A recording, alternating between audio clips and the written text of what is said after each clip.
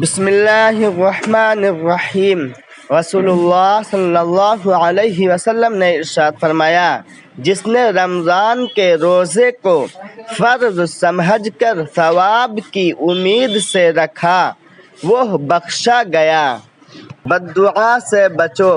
رسول اللہ صلی اللہ علیہ وسلم نے فرمایا، ایسے شخص کی بد دعا سے بچو جس پر ظلم کیا گیا ہو، اس لیے کہ اس کی بد دعا اور اللہ کے درمیان کوئی آڑ نہیں ہوتی ہے۔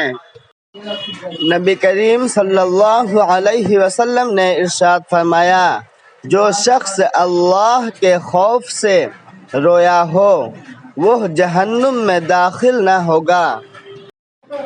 فرمان مصطفیٰ صلی اللہ علیہ وسلم، جو روزہ دار کو پانی پلائے گا اللہ پاک اسے میرے حوض سے پلائے گا کہ جنت میں داخل ہونے تک پیاسا نہ ہوگا۔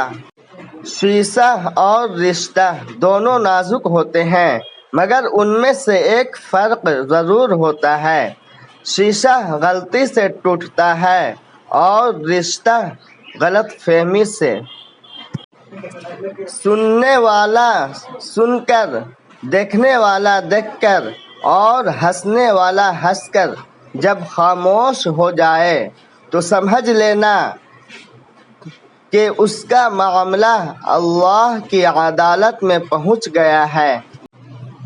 انسان جسمانی اور مالی طاقت کے نشے میں بہت جلد اپنی اوقات بھول جاتا ہے، لیکن جب اللہ جسم کے کسی ایک پرزے کو ڈھیلا کر دے تو سارے تکبر خاک میں مل جاتے ہیں۔